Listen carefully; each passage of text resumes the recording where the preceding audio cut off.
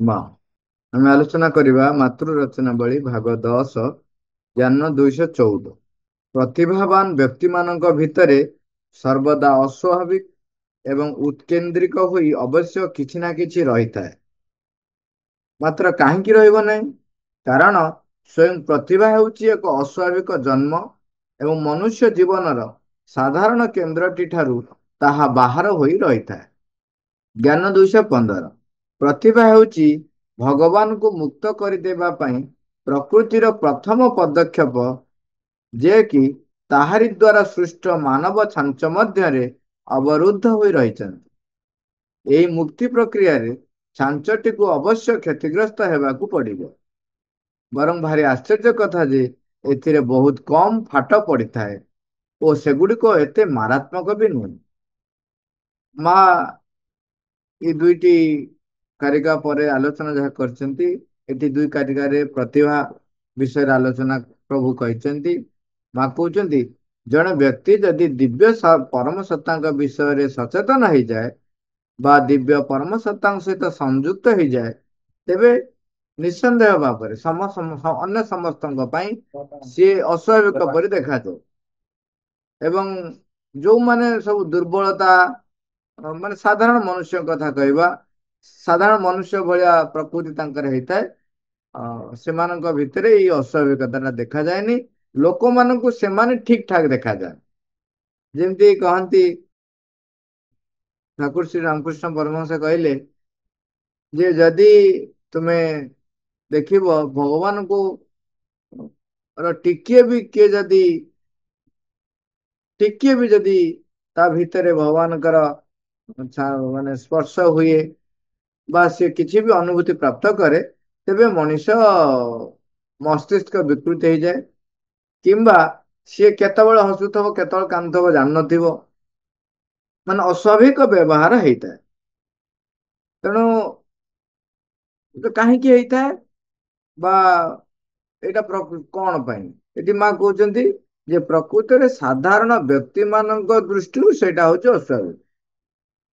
ଆମେ ଚିନ୍ତା କରନ୍ତୁ, ଯେତେବେଳେ ସର୍କସ ରେ ଆମେ ମାଙ୍କଡ, ହାତୀ, ଛେଳି, ବାଘ ଏ ସବୁ, ଯେତେବେଳେ ଛେଳି ଚାରି ଗୋଡକୁ ମିଶେଇକିରି ଏତିକି ଟିକେ ଗୋଟେ ଜାଗାରେ ଗୋଟେ ଉଚ୍ଚା ପୁଣି ହେଇଥିବ, ତା ଉପରେ ଚାରି ଗୋଡକୁ ଏକାଠି କରିକି ଏତିକି ଜାଗାରେ ଛେଳି ଯେତେବେଳେ ଠିଆ ହେଇଥିବ, ସେତେବେଳେ ଆମେ ଖୁସି ହଉ, ତାଳି ମାରୁ। ଦିଟା କଥା ଏଠି ଦେଖନ୍ତୁ, ଆମ ପାଇଁ କାହିଁକି ଆମେ ତାଳି ମାରୁଛୁ ନା ସବୁ ଛେଳି ଏ ପ୍ରକାର କରନ୍ତି ନାହିଁ, ତାଙ୍କ ପାଇଁ ସେଇଟା ସ୍ୱାଭାବିକ ନୁହଁ। ତେଣୁ ଇଏ କରୁଛି, ଆମେ ତାଳି ମାରୁ। ଏବଂ ଯଦି ଅନ୍ୟ ଛେଳି ମାନେ ଯେତେବେଳେ ଛେଳି ମାନେ ଦେଖୁଥିବେ, ସେମାନେ ନିଶ୍ଚୟ କହିବେ ଇଏ ଛେଳିଟା ପାଗଳ ହେଇଯାଇଛି, ଇଏ କଣ ଏମିତି ହେଲାଣି। ସେଇଭଳିଆ ଇଏ ଗୋଟେ, ମାନେ ଏଇ ଏକ୍ସାମ୍ପଲ ଆ ସହିତ ମୁଁ ପୁରା ରିପିଟିଂ ବୋଲି କହୁନି, କିନ୍ତୁ ଖାଲି ଏତିକି ଟିକେ ଆମେ ଚିନ୍ତା କରିପାରିବା ଯେ ଯେତେବେଳେ ମୋବାଇଲ ବାହାରି ନଥିଲା, ଚିନ୍ତା କରନ୍ତୁ ପ୍ରଥମେ ପ୍ରଥମେ ଯେତେବେଳେ ଲ୍ୟାଣ୍ଡ ଫୋନ ବାହାରିଥିଲା, ସେତେବେଳେ ଅ ଆମ ଗାଁ ମାନଙ୍କରେ ତ ନଥିଲା। ବଜାରରେ ଦୁଇଟା ତିନିଟା ଗାଁରେ କୋଉ ଗୋଟେ ବଡ ବଜାରରେ ଟେଲିଫୋନ ଏକ୍ସଚେଞ୍ଜ ଅଫିସ ଥିବ, ସେଇଠିକି ଆସୁଥିଲା ଫୋନ କଲ ଏବଂ ସିଏ ଆସି ଖବର ଦଉଥିଲେ ଯେ ତମର ଅମକ ଅଛନ୍ତି, ବାହାରୁ ଫୋନ କରିଛନ୍ତି, ତମ କଲ ଆସିବ, ଆସ। ସେଠି ଏତିକି ଗୋଛା ଗୋଛା ତାର ଲାଗିଥବ, ଗୋଟିଏ ଫୋନ, ଦିଟା ତିନିଟା ସେଠି ଫୋନ ଲ୍ୟାଣ୍ଡ ଫୋନ ଲାଗିଥବ ସେ କନେକ୍ସନ ପାଇଁ, ସିଏ ପୁଣି ନମ୍ବର ଘୁରାବା। ସେଇ ସମୟରେ ଯୋଉ ବ୍ୟକ୍ତି କହିବେ ଯେ ନାଇଁ ଦିନ ଆସିବ ଯେ ଫୋନ ଗୁଡାକ ପକେଟରେ ଧରିକି ବୁଲିବ, ସେତେବେଳେ ଆମେ ଇମାଜିନେସନ କଣ କରିବୁ? ଫୋନ ଟାକୁ ପକେଟରେ ଧରି ବୁଲିବ ମାନେ ଆମେ ଭାବିବା କଣ ଯେ ଯୋଉ ଏଡେ ବଡ ଲ୍ୟାଣ୍ଡ ଫୋନ ଟା ତ, ତା ଏଟା ଛୋଟ ହେଇଯାଇଥିବ, ଛୋଟ ହେଇଗଲେ ନମ୍ବର କେମିତି ଟାଇପ କରିବ? ଛାଡ, ପକେଟରେ ଧରିବ ବୋଧେ କଥାରେ କହୁଛନ୍ତି, ତେଣୁ ଧରିଥିବ। ହଁ ଯେ ତାରଟା ତ ଥବ ନା, ଧରିକି ବୁଲିବ କେମିତି? ଫିଲ୍ମ ମାନଙ୍କରେ ଦେଖିଥିବେ ଯେ ଜମିଦାର ଘର ବା ବଡ ବଡ ଘର ମାନଙ୍କରେ, ସେଠ ଘର ମାନଙ୍କରେ ଟିକେ ଲମ୍ବା ଲ୍ୟାଣ୍ଡ ଫୋନ ତାର ଥିବ, ତାକୁ ଧରିକିରି ପାଖରେ ତାଙ୍କର ଯିଏ କାମ କରୁଛନ୍ତି ସିଏ ଧରିଥିବେ, ଆଉ ମାଲିକେ ଧରିଥିବେ, ଫୋନ ଟା କଥା ହଉଥିବେ। ସେ ଧରିକି ବୁଲୁଥିବେ କିନ୍ତୁ ତାର ସହିତ। ତେଣୁ ଭାବିବା ତାହେଲେ ତାର ବିହୀନ ହବ କେମିତି? ହେ ଏଇଟା ବେକାରିଆ କଥାଟା କହୁଛି, ଏଇଟା ମୁଣ୍ଡ ଖରାପ ହେଇଗଲାଣି। ସାର୍ ରୋନାଲ୍ଡ ରସ୍ ଯେତେବେଳେ ମଶା ମାନଙ୍କ ପଛରେ ଧାଉଁଥିଲେ, ମଶା ମାନଙ୍କୁ ଧରୁଥିଲେ, କର୍ଦ୍ଦମାକ୍ତ ଅସନା ଅପରିଷ୍କାର ଜାଗାରେ ଯୋଉଠି ମଶା ମାନେ ଅଣ୍ଡା ଦଉଥିଲେ ସେ ଜାଗାକୁ ଯାଉଥିଲେ, ମଶା ମାନଙ୍କୁ ଧରିକି ଆଣୁଥିଲେ ଏବଂ ଲୋକମାନଙ୍କୁ ପଇସା ଦେଇ କାମୁଡଉଥିଲେ ଜର ହଉଛି ନା ନାଇଁ ଦେଖିବା ପାଇଁ। ସେତେବେଳେ ଲୋକମାନେ ତାଙ୍କୁ କଣ ଭାବୁଥିଲେ? ସାଧାରଣ ବ୍ୟକ୍ତି ଟିକେ ବି ଯଦି ତାଙ୍କ ଭିତରେ ପ୍ରତିଭା ଟିକେ ବି ବିକାଶ ହଉଛି, ସେତେବେଳେ ଅନ୍ୟମାନଙ୍କ ପାଇଁ ସେମାନେ ହଉଛନ୍ତି ଅସ୍ୱାଭାବିକ, ତାକୁ ପାଗଳ ଇତ୍ୟାଦି ଇତ୍ୟାଦି କେତେ କଥା କୁହାଯାଏ। ତେଣୁ ତାଙ୍କୁ କୋଉଟା ଠିକ ଦେଖାଯାଏ ନା ଯୋଉ ଗୁଡିକ ତେଲ ଲୁଣ ସଂସାରରେ, ଘର ସଂସାର କରିଛ, ରହିବ, ଦୁଃଖ ସୁଖ ରହିଥିବ, ଇଏ ସବୁ ଠିକ। ଯଦି ତା ଭିତରେ ଆପଣ ଟିକେ ବି ଜ୍ଞାନଚିତ ଭାବରେ ନିରାସକ୍ତ ରହିଲେ, ସେତେବେଳେ ସାମାନ୍ୟ ସାମାନ୍ୟ ଯଦି ଆପଣ ନିରାସକ୍ତ ରହିଲେ, ମନେ କରାଯାଉ, ମୁଁ ଟିକେ ଏକ୍ଜାମ୍ପଲ ଗୁଡାକ ଯାହା ଦଉଛି ଯେ ମୁଁ ପୁରା ବିପିଟିଂ ବୋଲି କହୁନାହିଁ, କିନ୍ତୁ ଖାଲି ଟିକେ ଆମେ ବୁଝିପାରିଲା ଭଳିଆ କହୁଛି। ମନେ କରାଯାଉ ଘରେ ଆପଣଙ୍କର ଅତି ପ୍ରିୟ ବ୍ୟକ୍ତି ଚାଲି ଯାଇଛନ୍ତି, ଆପଣ ସେଠି ଠିଆ ହେଇଛନ୍ତି କାନ୍ଦୁନାହାନ୍ତି। କିଭଳିଆ ପିଲା ଦେଖିଲ, ଗୋଟେ ଚାଲି ଯାଇଛି ତାଙ୍କର ବାପା ଚାଲି ଯାଇଛି, ମା ଚାଲି ଯାଇଛନ୍ତି, ଆଖିର ଟୋପାଏ ଲୁହ ନାହିଁ। ଏମିତି ଏକରେ ସାଧନା କରୁଛି, ଏମିତି ଏକରି ଋଷି ହେଇଗଲା, ମୁନି ହେଇଗଲା, ଏଇ ପ୍ରକାରର କେତେ କେତେ କଥା ଆପଣ ଶୁଣିବାକୁ ପାଇବେ। କାହିଁକି ନା ସେମାନଙ୍କ ଭିତରେ ଦୁର୍ବଳତା ଥାଏ, ସେମାନେ ସେଇ ପ୍ରକୃତି ଭିତରେ ବାନ୍ଧି ହେଇ ରହିଥାନ୍ତି, ତେଣୁ ସେମାନେ ଏ ସବୁକୁ ବୁଝିବା ସମ୍ଭବ ହୁଏନି। ଏଠି ପ୍ରଭୁ କହୁଛନ୍ତି, ତେଣୁ ସ୍ଵୟଂ ପ୍ରତିଭା ହଉଛି ଏକ ଅସ୍ୱାଭାବିକ ଜନ୍ମ ଏବଂ ମନୁଷ୍ୟ ଜୀବନର ସାଧାରଣ କେନ୍ଦ୍ରଟି ଠାରୁ ତା ବାହାର ହୋଇ ରହିଥାଏ। ଆପଣ ଏବେ ଦେଖିବେ, ଏବେ ଟିକେ ମାକ୍ସିମମ୍ ପିଲାମାନେ ଟିକେ ମୋବାଇଲ ମାନିଆ ହେଇଗଲେଣି। ଆଉ ମୋବାଇଲ ଧରିକି ଖେଳୁଥିବେ ବା ମୋବାଇଲ ଧରିକି ଦେଖୁଥିବେ, ଯଦି ସେମାନଙ୍କ ଗ୍ରୁପ ଭିତରେ କୌଣସି ଗୋଟିଏ ପିଲା ମୋବାଇଲ ଛାଡି ବା ଗପ ସପ ଛାଡି ବହି ଧରିକି ପଡିଲା, ଯେତେବେଳେ ସମସ୍ତେ ମୋବାଇଲ ଧରିକି ଗପୁଛନ୍ତି, ସେତେବେଳେ ଆମେ ତାଙ୍କୁ କହିବେ ବେଶୀ ଦେଖେଇ ହଉଛି। ହଁ ପାଠ ପଢି ସବୁ ନେଇଯିବ, ସବୁ ମେଡାଲ ଏଇ ନେଇଯିବ। ଏଇ ପ୍ରକାରର ଆମ ଭିତରେ ଏକ ଅସ୍ୱାଭାବିକ ଭାବରେ ଆମେ ତାଙ୍କୁ କ୍ୟାରିକେଚର କରିଥାଉ। ଆଉ ଗୋଟେ କଥା ଦେଖନ୍ତୁ, ଏମିତି କେତେ କେତେ ଏକ୍ଜାମ୍ପଲ ଆସିବ, ଯେତେବେଳେ ଜଣେ କୌଣସି ଏକ ରିସର୍ଚ୍ଚ ଭିତରେ ପଶିଯାଏ, ମଜିଯାଏ, ସେତେବେଳେ ସିଏ ସାଧାରଣତଃ ବାହ୍ୟ ଜ୍ଞାନ ଶୂନ୍ୟ ହେଇଯାଏ। ସାଧାରଣ ଟିକେ ଟିକକ ବ୍ୟବହାରିକ ଜ୍ଞାନ ବି ତାଙ୍କ ପାଖରେ ବେଳେ ବେଳେ ଆସେ। ସେ ଯୋଉଥିପାଇଁ ସିଏ ନିଜକୁ ମଜେଇ ଦେଇଥାନ୍ତି, ତାରି ବ୍ୟତିରେକ ତାଙ୍କୁ ଆଉ କିଛି ଦେଖାଯାଏ। ମନେ ପଡେ, ଆମର ଜଣେ ସାଙ୍ଗ ଥିଲେ, ଗୋଟେ ଜଣେ ଝିଅ ଥିଲେ, ସିଏ ତାକୁ ପିଲା ସମସ୍ତେ କହନ୍ତି ପୁସ୍ତକ କୀଟ। ପୁସ୍ତକ କୀଟ। ସେଥିପାଇଁ ତାଙ୍କ ବାପା ମା କହନ୍ତି, ସେ ଯେତେବେଳେ ସାଇକେଲ ନେଇକି ଯାଉଥିବ, ଟିକେ ଆପଣ ମାନେ ସବୁ ଆମେ ଚାରି ପାଞ୍ଚ ଜଣ ସବୁ ସାଙ୍ଗ ହିଁ ଯାଉଥିଲୁ କଲେଜ, ଟିକେ ତମେ ସବୁ ସାଙ୍ଗରେ ନେଇକି ଯିବ, ସାଙ୍ଗରେ ନେଇକି ଆସିବ। ସିଏ ସାଇକେଲ ଚଲାଉଥିବ, କୋଉଠି କଣ କରିବ, ତାର ମନ ଆଉ କୋଉଠି ଥିବ, ସେ ଆଗ ଦେଖିନଥିବ, ତେଣୁ ଟିକେ ଜଗି ରଖି ଟିକେ ଆଣିବ ଆଉ। ତାଙ୍କ ଘରକୁ ଆମେ ଥରେ ଯାଇଥାଉ, ତାଙ୍କର ଗୋଟେ କଣ ଗୋଟେ ଥାଏ ଖାଇବା ପାଇଁ, ତାଙ୍କ ମା ଡାକିଥାନ୍ତି, ଗୋଟେ ଏଇ ପୂଜାରେ ଖାଇଲା ବେଳେ ଆମ ଭିତରୁ ଜଣଙ୍କର ଗୋଟେ ଜିନିଷ ଦରକାର ହେଲା। ତାକୁ କହିଲେ ତୁ ଯା କାଟିକି ଆଣିଦବୁ। ତା ମାକୁ ଯାଇ ସିଏ କାଟି ପାରିବନି, ମୁଁ ଯାଏ। ସାଙ୍ଗମାନେ ତ ଚିଡେଇବା ଏବଂ ଇଏ କରିବେ ସବୁ। ସାଙ୍ଗ ଭିତରେ କେବେ ବି କେହି କାହାକୁ କମ ନିଅନ୍ତି। ସାଙ୍ଗେ ସାଙ୍ଗେ ଜଣେ ଚିଡିଲା ମାନେ ଆଉ ଜଣେ ବଡାବଟ ଦେଲେ। ସିଏ କହିଲେ କଣ ମ ଏଡେ ବଡ ପିଲାଟା ହେଲାଣି, ଗୋଟେ ଏଇ ଜିନିଷ ଟା କାଟିକି ଆଣିପାରିବନି। ସିଏ ଡାକିକି ଆଣିଛି, ସିଏ ଯଦି ଆଣିବ ଯାଇକି ଆଣୁ, ଆମେ ଖାଇବୁ ନହେଲେ ଆମେ ଖାଇବୁ ନାହିଁ। ଆପଣ ବସନ୍ତୁ। ମା କୁ ବସେଇ ଦେଲେ ଏବଂ ସିଏ ଗଲା ପନିକିରେ କାଟିବା ପାଇଁ। ସେତେବେଳେ ସେ ଯୋଉ ଛୁରୀ ଫୁରି କଟା ସବୁ ଟ୍ରେନିଂରେ ନଥିଲା, ସବୁ ପନିକି କଟା ହବ। ପନିକିରେ କାଟିଲା, ଚିଲେଇଲା ଜୋରରେ। ତା ମା ଦୌଡିଲୁ, ଆମେ ବି ଦୌଡିଲୁ, କଣ ହାତ କାଟି ସାରିଲେଣି। ସେ ପନିକି ଫାଷ୍ଟ ଟାଇମ ପାଇଁ ୟୁଜ କରିଛି। ମାନେ ମୁଁ କହୁନି ଏଇଟା ଗୋଟେ ଷ୍ଟାଣ୍ଡାର୍ଡ ବୋଲି, କିନ୍ତୁ କଥା ହଉଛି ଜଣେ ଯେତେବେଳେ ଭିତରେ ପଶିଯାଏ ସେ ତା ବ୍ୟତିରେକ ଆଉ କିଛି ଦେଖେ ନା। ଏଇ ପ୍ରକାରର ଏକ ଅସ୍ୱାଭାବିକତା ମଧ୍ୟ ତା ଭିତରେ ଦିଏ। ଏମିତି କେତେ ପ୍ରକାରର ଅସ୍ୱାଭାବିକତା ଆସେ। ପ୍ରକୃତିର ସେ ଯୋଉ ମାନବ ଛାଞ୍ଚ କରିଛି, ସେ ତା ଭିତରୁ ସିଏ ବାହାରି ଆସେ। ପ୍ରାୟ ସମୟରେ ଏକ ଅସ୍ୱାଭାବିକ କାର୍ଯ୍ୟ କରିଥାଏ। ତାପରେ ମା କହୁଛନ୍ତି, ମାତ୍ର ତାହାର ଏକାନ୍ତ ସୌଭାଗ୍ୟ ଯେ ଆପଣାର ଅନ୍ତର୍ଗତ ଉପଲବ୍ଧି ଫଳରେ ସିଏ ସାଧାରଣ ମଣିଷ ପରି ଆଉ କୌଣସି ଆସ୍ଫାଳନ କରେ ନାହିଁ। ଏହିପରି ଭାବରେ ଅନ୍ୟ ମାନଙ୍କର ଅସଦିଚ୍ଛାରୁ ମଧ୍ୟ ନିଜକୁ ସୁରକ୍ଷିତ ରଖିପାରେ। ଏଠି କେତେ ଗୁଟେ କଥା ଗୁଡିକ ଟିକେ ମାର୍କ କରନ୍ତୁ। ପ୍ରଥମେ କହିଲେ ଗୋଟେ ସୌଭାଗ୍ୟ କଥା, କଣ ନା ସାଧାରଣ ମଣିଷ ପରି ଆଉ କୌଣସି ଆସ୍ଫାଳନ କରେ ନାହିଁ। ଆସ୍ଫାଳନ କରିବା ଏବଂ ସାଧାରଣ ମଣିଷ କଥା କାହିଁକି କହିଲି? ଆପଣ ଦେଖିବେ ସାଧାରଣ ମଣିଷ ଯଦି କିଛି ଟିକେ ପାଇଲା, ତାକୁ ନିଣ୍ଡିମ ମାରି ବୁଲିବ। ଏଇରେ ମୁଁ ଏଇଟା ପାଇଯାଇଛି, ମୋର ଏମିତି ହେଇଯାଇଛି, ତମେ ଜାଣିଛ ମୋ ପୁଅ ଏହା କରିଛି, ଜାଣିଛ ମୁଁ ଏହା କରିଛି। ସେ ଗାଉଥିବେ, ମୁଁ ଆଜି ସକାଳୁ ଉଠିଲି, ଏସା କଲି, ତେସା କଲି, ଢିଙ୍କି କଲି, ଭଗ କଲି। ଓଃ ମୋ ପୁଅ ଏମିତି ପରିଶ୍ରମ କରିଥିଲା, ମୋ ଝିଅ ଏମିତି କରିଛି। ଆସ୍ଫାଳନ କରନ୍ତି ସାଧାରଣ ମଣିଷ ମାନେ।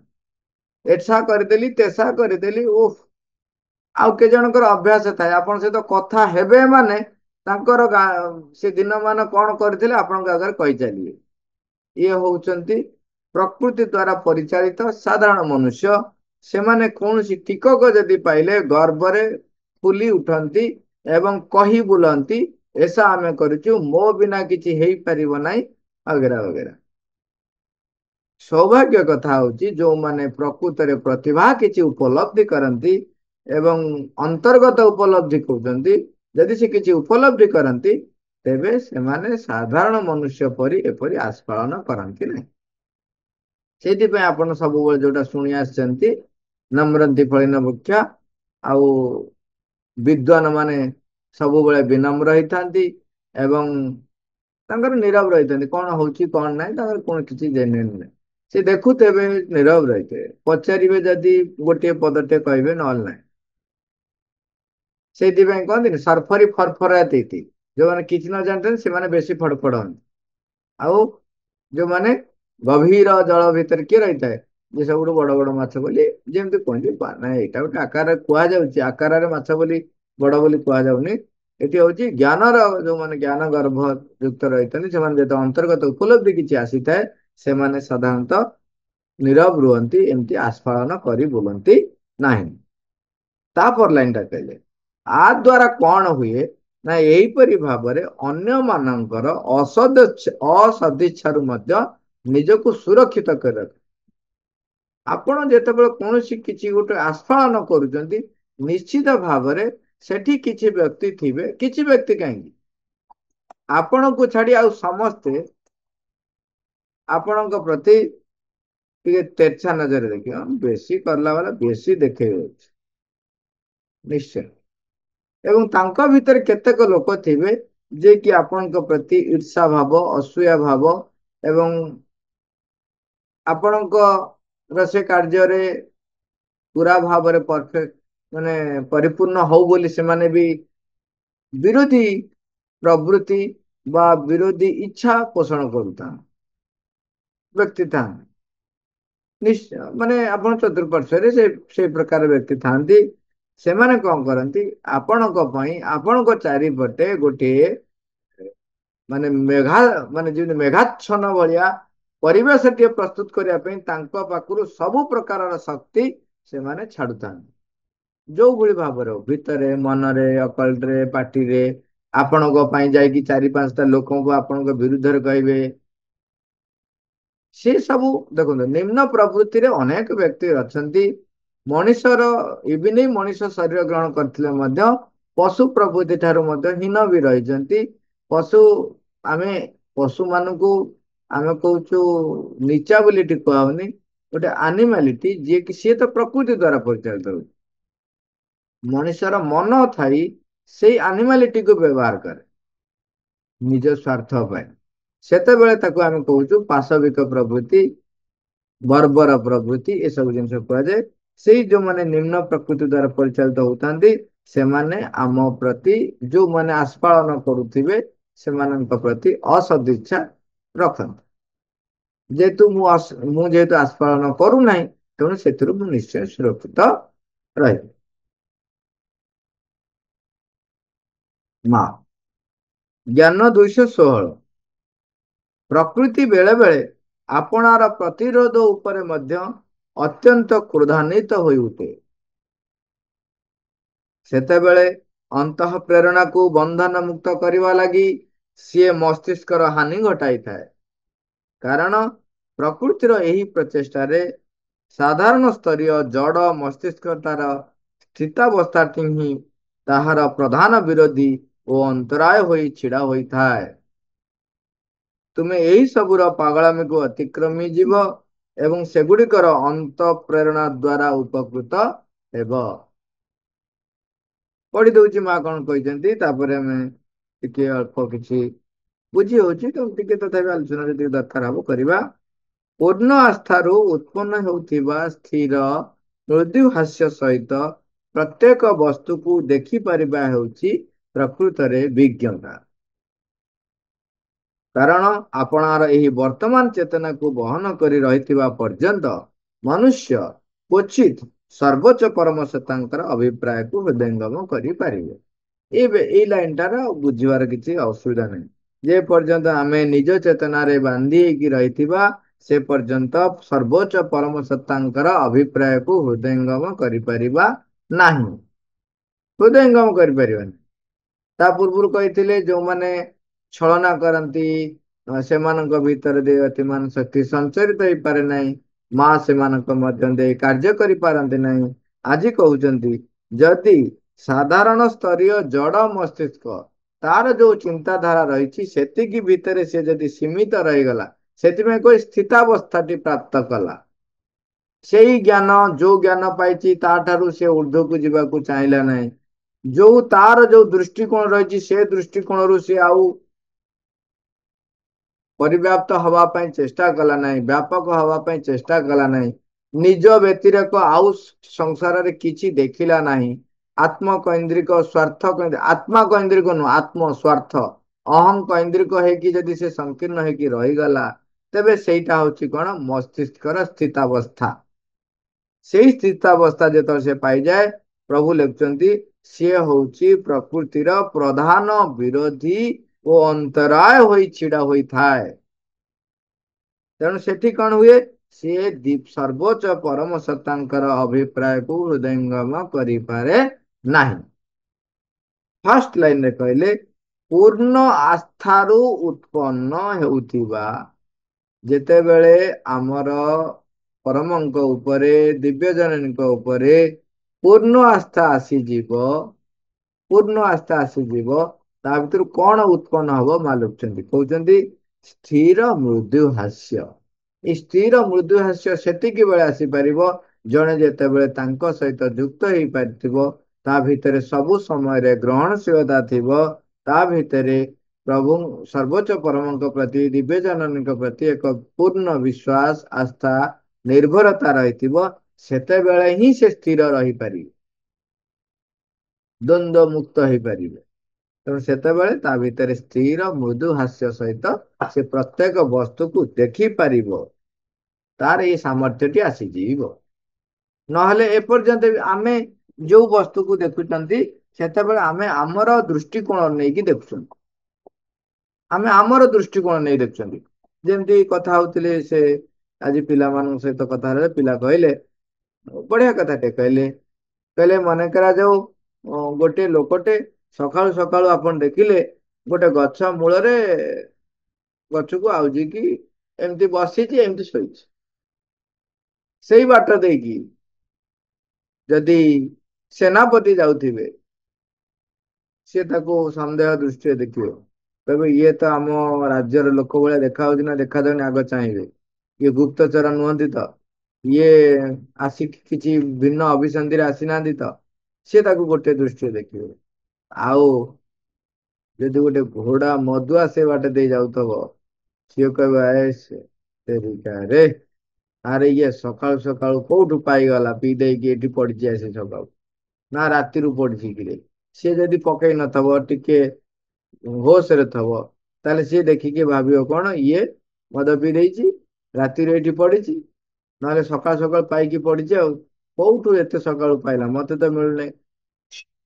ଜଣେ ଯଦି ସାଧୁ ପ୍ରକୃତିର ବ୍ୟକ୍ତି ସେଇ ବାଟ ଦେଇ ଯାଉଥିବେ ତେବେ ସିଏ କହିବେ କଣ, ଦେଖ କେତେ ନିର୍ମାୟା ବ୍ୟକ୍ତି, ଦିନ ରାତି କିଛି ନାହିଁ, ଖରା ବର୍ଷା ଶୀତ କାକର କିଛି ଲାଗୁନାହିଁ, ଏମିତି ରାତିଟା ଯାକ ଏଇ ଗଛ ମୂଳରେ କେତେ ନିର୍ବିକାର ଭାବରେ ସିଏ ସମାଧିସ୍ଥ ହେଇଯାଇଛନ୍ତି। ଇଏ ହଉଛି ଭିନ୍ନ ଭିନ୍ନ ଲୋକଙ୍କର ଗୋଟିଏ ଘଟଣାକୁ ଦେଖି ମଧ୍ୟ ଭିନ୍ନ ଭିନ୍ନ ଦୃଷ୍ଟିକୋଣରୁ ସେମାନେ ବିଚାର କରନ୍ତି, ମତାମତ ଦିଅନ୍ତି।